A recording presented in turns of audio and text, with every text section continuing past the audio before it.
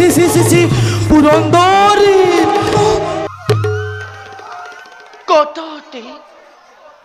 কত চোখে চাই পাৰ হ'ল তথাপিতো দৈত্যেশ্বৰ তপস্যাৰ পৰা নাখিল উলটি পৰা নাই বুজি বৈশুকে কিহৰ আশাত তেওঁ অনাহাৰে অনিদ্ৰায় এনেদৰে তপস্যাত আপোন পাহৰা হে প্ৰভু দয়াময় তুমি মোৰ স্বামী দেৱতাক সদায় কুশলে ৰাখিবা জয় শিব শম্ভুনাথ জয় শিব শম্ভুনাথ জয় শিব শম্ভুনাথ কোন তুমি অতিথি ব্ৰাহ্মণ খন্তেক কৰক অপেক্ষা লৈ আনো মই পূজাৰ সম্ভাৰ নালাগে দেৱী মোক অৰ্চনা বন্দনা তোমাৰ মংগলৰ কাৰণে আজি মই তোমাৰ চাপিছো মোৰ মংগলৰ বাবে বুজা নাই দেৱ কওকচোন ভাগি পাতি সকলো কাহিনী শুনা দৈত্য পটেশ্বৰী কওক ব্ৰহ্মাক তপস্যা কৰি ব্ৰহ্মাক তপস্যা কৰি তোমাৰ স্বামীয়ে মোৰ স্বামীয়ে অনাহাৰ অনিদ্ৰায় কক তেজৰ মোৰ স্বামীৰ হৈছে নেকি কিবা অঘটন দৈত্য ৰমণী তোমাৰ স্বামীয়ে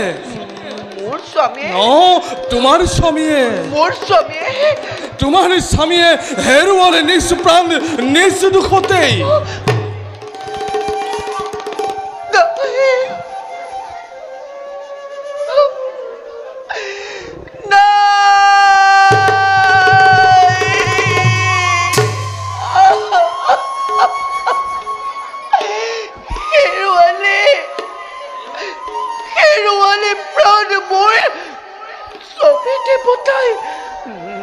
নাই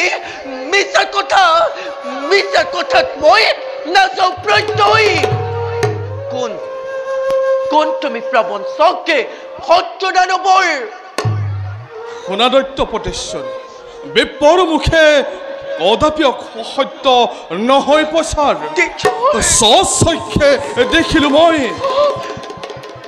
ব্ৰহ্মাক তপস্যা কৰি তোমাৰ স্বামীয়ে হেৰুৱালে নিজ প্ৰাণ নিজ দুখতে অস্থি চৰ্ম নাই একোৱেই দেহত সমস্ত শৰীৰ উই পৰুৱাই ঢাকি পেলাইছে তাৰ পিছতো ভাবানে তুমি জীয়াই আছে বুলি তোমাৰ স্বামী সেই হিৰণ্যকশিপু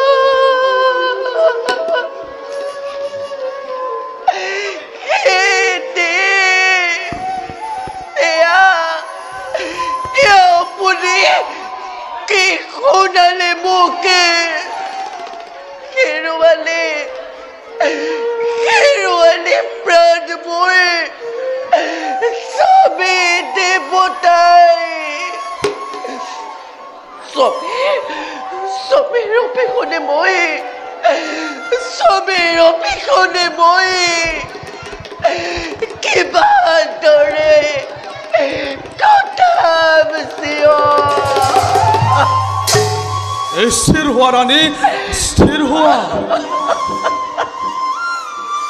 তোমাৰ মংগলৰ বাবেই মই আজি চাপিছো ওচৰ মোৰ মংগলৰ বাবে কিন্তু নাজানৰে দেৱ দানৱৰ চিৰশত্ৰু স্বৰ্গৰাজ দেৱ পুৰন্দৰ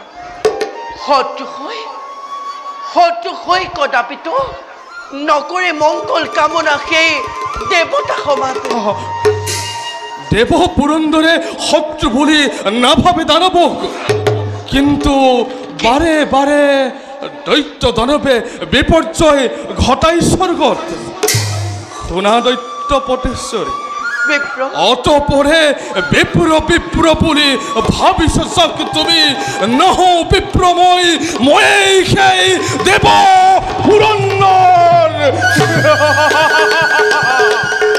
তোমাৰ মংগলৰ বাবে আজি মই চাপিছো স্বৰ। শত্ৰু শত্ৰু তুমি মোৰ স্বামী দেৱতাৰ স্বামীৰ শত্ৰু মানে মোৰ শত্ৰু তোমালোকে দেৱতা সমাজ আঁতৰিছো মুহূৰ্ততে এই স্থান কৰা পৰিত্যাগ। প্ৰহৰী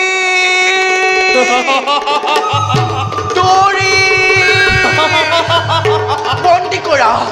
বন্দী কৰা সোনকালে এই স্বাৰ্থপৰ দেৱৰাজ ইন্দ্ৰকে। প্ৰহৰী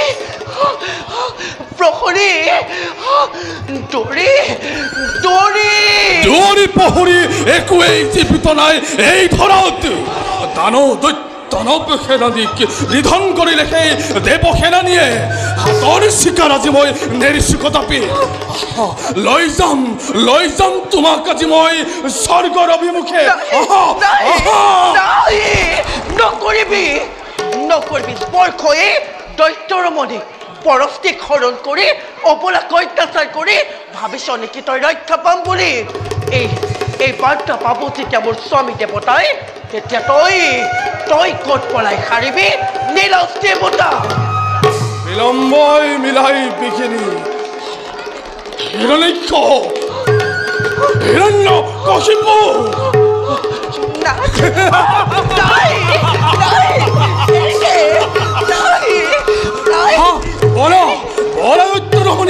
লৈ যাম তোমাক আজি মই স্বৰ্গ অভিমুখে। দৈত্যৰমণি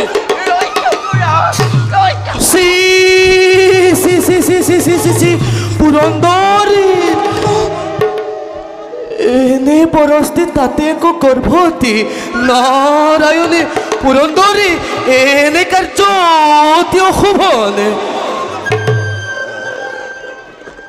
দেৱঋষি পুৰন্দৰ তাৰ আগে চক কোনে দৈত্যপতিশ্বৰে হিৰণ্যকশিপুৱে ব্ৰহ্মাক তপস্যা কৰি হেৰুৱালে নিষ্প্ৰাণ নিৰ্দোষতে। নাৰায়ণ তাৰেই পত্নী কয়ে আজি গৰ্ভজাত অজনী সম্ভৱা। তাৰে নিমিত্তে সবংশে গৰ্ভ ধ্বংস কৰি লৈ যাম দৈত্যপতিশ্বৰীক স্বৰ্গৰ অভিমুখে।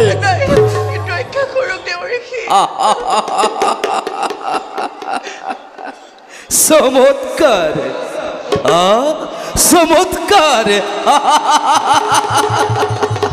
বাৰু জানিব পাৰো না দেৱেন্দ্ৰ, কোনে দিলে তোমাক এনে যোগ্য সমাচাৰ?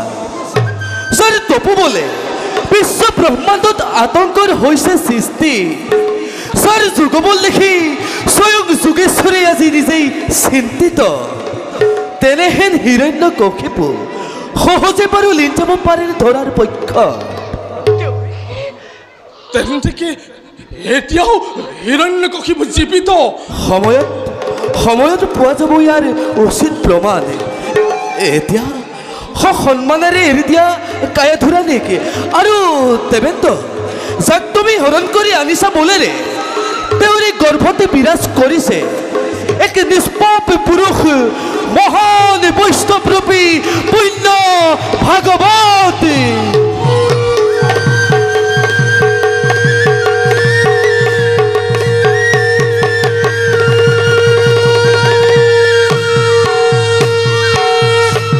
দেৱেন্দ্ৰ, তুমিহে নালাগে। তোমাৰ দৰে শত সহস্ৰ দেৱৰাজৰ বৰ্জৰ পহাৰেও একো অনিষ্ট সাধন কৰিব নোৱাৰে সেই মহান বৈষ্ণৱৰ। ক্ষমা কৰক দেৱঋষি, ক্ষমা কৰা দৈত্যপতিশ্বৰী, ক্ষমা কৰা দেৱঋষি। মই এতিয়া বিদায়হে মাগিলো। পুৰন্দৰ,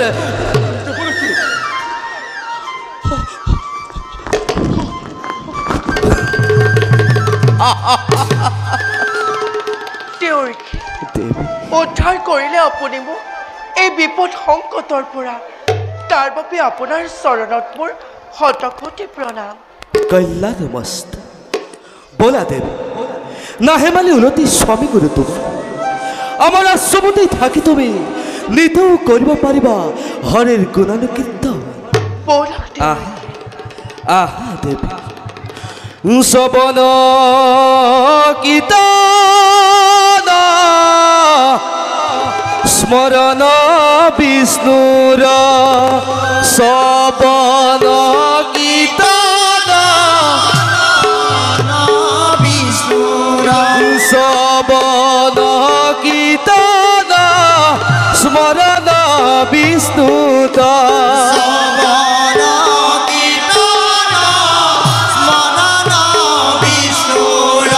দর্শন পদ সেবন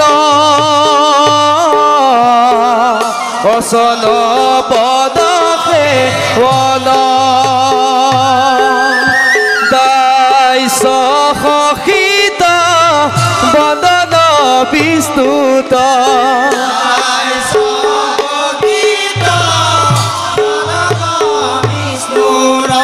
দাইছ সহিত বদন বিষ্ণুত